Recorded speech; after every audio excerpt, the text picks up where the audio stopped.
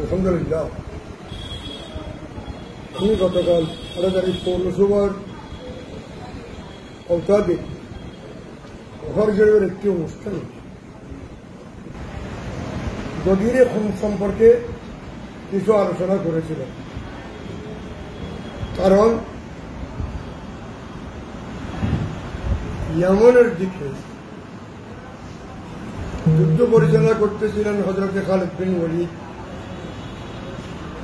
হযরতে আবু বুরাইদা প্রমুখ সাহাবায়ে কেরাম।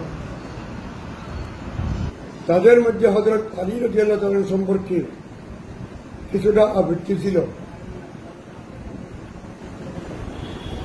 এটা গনিমতের মাল এবং একজন খিচুদাসী গ্রহণ করার বেলায়। তো হুজুর আকরাম সাল্লাল্লাহু আলাইহি ওয়াসাল্লামের খানে যখন একথা পৌঁছল, তখন নবী করিম সাল্লাল্লাহু আলাইহি ওয়াসাল্লাম 18 জিলহজ হজ্জতুল ওয়াদা থেকে ফারিগ হওয়ার পর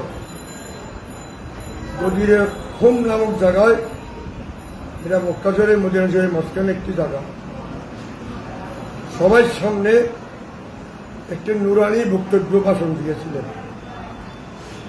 ভাষণটি 4-5 জনের সামনে না, 10-20 জন, 100 জন, 200 জনের সামনে না। সেখানে কেউ কেউ বলেছেন 30,000 ছিলেন, কারো মতে 70,000, কারো মতে 1 লাখের উপরে। তো সবাইকে হুজুর বললেন, একসাথে সবাইকে আহ্বান করেছেন। একসাথে আহ্বান করার একমাত্র কারণ যে হযরত আলী রাদিয়াল্লাহু তাআলা আনহুর ব্যাপারে যারা খারাপ মন্তব্য করেছিল তার জবাব দেওয়ার জন্য। তিনি তো গনিমতের মাল নিয়েছেন এবং বন্টন করার পূর্বে আর একটি খিচুদাসী নিয়েছিলেন। এই খিচুদাসীর ব্যাপারে যে তারা ওখানে বিস্তারিত আলোচনা হয়েছে, আমি এখন বলতেছি না।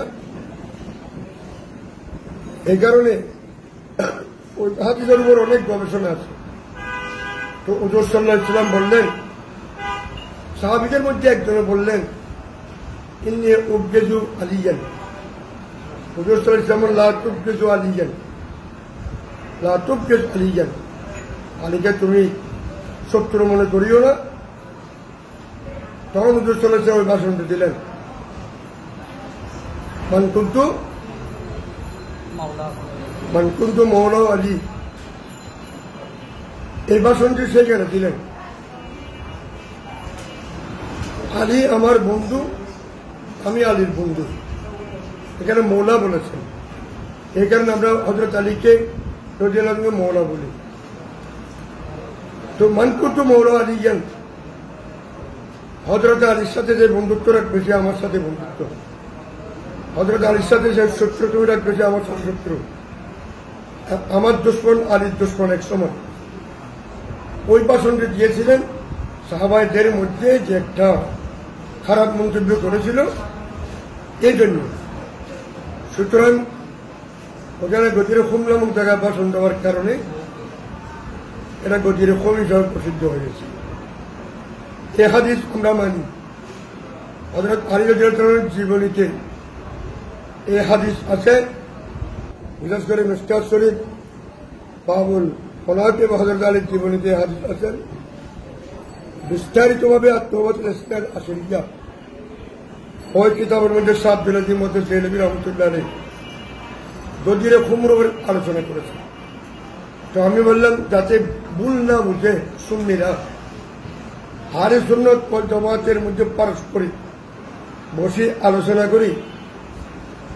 হাদিসে গদিরে খুম কনফারেন্স, এটা যদি আমরা করি তাহলে উম্মত এবং উম্মতে মুসলিমা সাধারণ মানুষ এটা জানতে পারবে।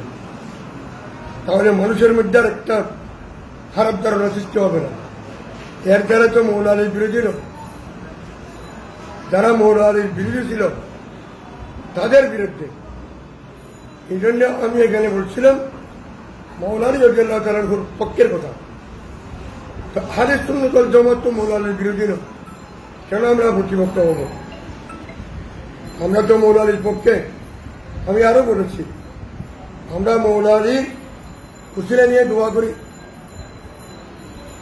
لي حمزة نطي بها حرا والحاتمة المصطفى المرتضى وابنام الفاطمة شاہ مردہ شہر یزدہ قوت پروردگار لا فتح الا علیلہ سیب الا ذوالفقار نادى عليا مظهر العجائب تجده قولا لك في النوائب كل هم أغم سينجلي بنبوتك يا رسول الله وبملائكتك يا علي على حضرت الفضيلة بين করেছেন অনেক শূন্য নামাজের প্রতি এটা বলেছি আমি হাদিসে গদিরে খুম তার প্রেক্ষাপটে আলোচনা করার জন্য অনেকে নতুন কথা শুনে এটা কি এটা কি এটা কি যাতে এই ধরনের কুমন্তব্য না করেন হাদিসে গদিরে খুম আলে ভাই এবং সাহাবায়ে কেরাম এদের সম্পর্কে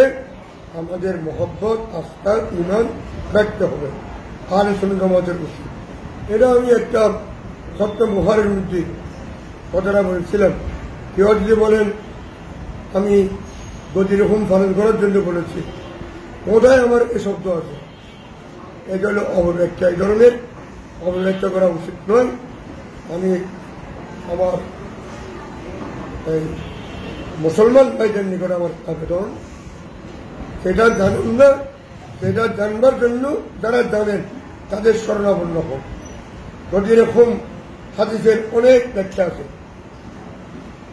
এই ব্যাখ্যা কেন দিলেন তার একটা প্রেক্ষাপট আছে আল্লাহ পাক আমাদেরকে ভালোভাবে বোঝাতে হবে নসিব করুন সবাইকে ধন্যবাদ আসসালামু আলাইকুম